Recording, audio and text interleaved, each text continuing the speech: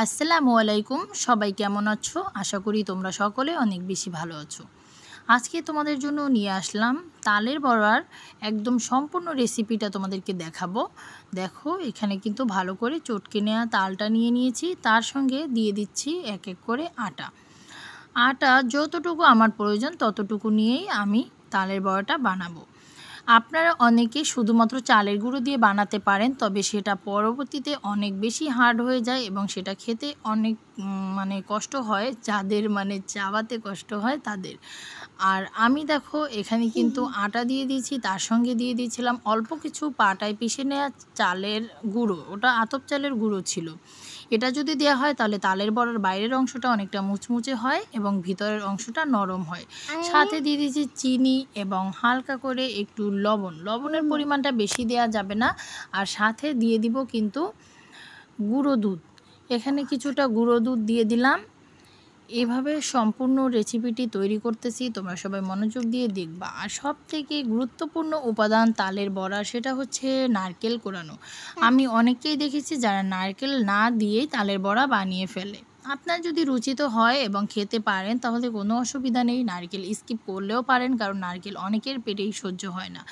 সাথে আমি দিয়ে দিলাম একটুখানি একদম অরিজিনাল খেজুরের গুড়। খেজুরের গুড়টা দিলাম কারণ এটা দিলে কালারটা খুব সুন্দর আসে, পিঠার কালারটা একদম লাল একটা কালার আসে, দেখতে অনেক ভালো লাগে। আর সবগুলো উপাদান দেওয়ার পরে আমি দেখো কিভাবে আটাটাকে একটু ভালো করে মুথে নিচ্ছি।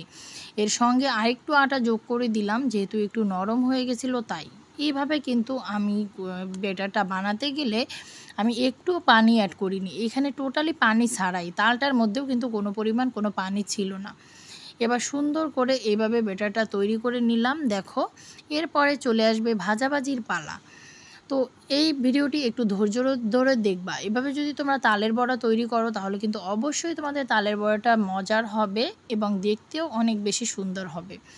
তো এইখানে আমি পরিমাণ মতো তেলটা কড়াইতে নিয়ে নিয়েছি। তো এখানে আমি টেস্ট করে দেখব যে তেলটা গরম হয়েছে কিনা। তো একটুখানি ওখান থেকে ব্যাটার দিয়ে দিলাম, যেহেতু উপরে ভেসে উঠেছে তার মানে আমার তেলটা কিন্তু গরম হয়ে গিয়েছে। তার জন্য আমি এক এক করে তালের বড়ার ব্যাটারটা থেকে ছোট ছোট করে তালের বড়াটা ভেজে নিচ্ছি। দেখো অনেকেই এটাকে বিভিন্ন স্টাইলে তালের বড়ার ব্যাটারটা হাঁড়ির মধ্যে কড়াইয়ের মধ্যে দেয় যাতে গোল হয়, কিন্তু আমি এমন সুন্দর করে দিই এতে মোটামুটি গোল আসবে, অত কষ্ট করার কোনো দরকার নেই। আপনি তালের বড়া বানাতে বানাতে একসময় দেখবেন এমনিতেই আপনি হাত দিয়ে যতটুকু দিবেন গোল শেপটা চলে আসবে। তো এইখানে দেখো এই যে সুন্দর করে তালের বড়াটা ভেজে নিচ্ছি। প্রথম তালের বড়াটা আমি একটু বেশি কড়া করে ভেজে নিব, কারণ যেহেতু গিয়ে তেলটা অনেক বেশি গরম ছিল, তো উপর থেকে কালো হলেও ভিতরটা কাঁচা থাকবে, তার জন্য ভেজে তুলে নিলাম। আবার দ্বিতীয়বার এখানে দেখো তালের বড়াগুলো দিয়ে দিচ্ছি। এক একবার কিন্তু এক এক রকম কালার আসবে। আপনি কিন্তু একবার ভাজার পরে বুঝে যাবেন যে এরপরে কেমন করা উচিত, তখন ভাজার পরে আরেকটু অভিজ্ঞতা হবে, তখন ভাববেন যে আবার এখন কেমন করা উচিত। এই জন্য প্রত্যেকবার তালের বড়ার কালার কিন্তু এক এক রকমের হবে। সো এখানে দেখো এক এক করে ভেজে নিচ্ছি। আর তালের বড়াটা ভাজার সময় অনবরত নেড়েচেড়ে দিতে হবে এবং চুলোর আঁচটা দেখো কতটুকু আছে তোমাদেরকে দেখানোর জন্য সেইভাবে ভিডিওটা ধরেছি। চুলার আঁচটা মিডিয়াম টু লোতে দিতে হবে এবং বারবার নেড়েচেড়ে দিতে হবে। যেহেতু তালের বড়া শেপটা গোল, তার জন্য বারবার নেড়েচেড়ে না দিলে যে অংশটা হাঁড়ির সঙ্গে থাকবে সেই অংশটা কিন্তু বেশি পুড়ে যাবে। তো এক একবার এভাবে সুন্দর করে ভেজে নিয়ে দেখো এভাবে তুলে ফেললাম।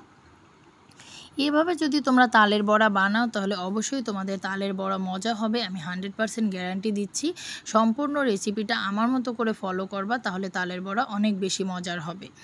আর তালের বড়াতে তালের পরিমাণটা একটু বেশি দিতে হবে, কারণ তালের বড়া খাওয়ার সময় যদি এমনি বড়া পিঠার মতো লাগে তাহলে কিন্তু সেটা তালের বড়া হলো না। তালের একটা ভালো ফ্লেভার থাকতে হবে, তাহলে কিন্তু তালের বড়াটা খেতে স্বাদের হবে। এক এক করে ভেজে নিচ্ছি, তোমরা দেখো। আর এতক্ষণ যারা তোমরা আমার ভিডিওটি দেখেছো অবশ্যই স্কিপ করে চলে যাওয়ার আগে একটা গঠনমূলক কমেন্ট করে যাবা, কারণ তুমি যদি 10 সেকেন্ডও আমার ভিডিওটি দেখো তাহলে আমি কিন্তু একটি ভিউ পেয়ে গেলাম, কিন্তু তোমার কিন্তু কোনো লাভ হলো না। তুমি একটি গঠনমূলক কমেন্ট করে গেলে অবশ্যই আমি তোমার কমেন্টটি দেখব এবং তোমার আইডিতে ঘুরে আসতে পারবো। আর যদি ইউটিউব থেকে দেখে থাকো তাহলে অবশ্যই আমার চ্যানেলটি সাবস্ক্রাইব করে দিবা এবং লাইক করবা, কমেন্ট করবা এবং শেয়ার করবা। এইখানে দেখো আমার সম্পূর্ণ তালের বড়া ভাজা হয়ে গেছে, কত সুন্দর কালার আসছে। দেখো সম্পূর্ণ তালের বড়াটি কেমন লাগলো অবশ্যই কমেন্ট করে জানাবা। তোমাদের আমার ভিডিওটি দেখার জন্য অনেক অনেক ধন্যবাদ।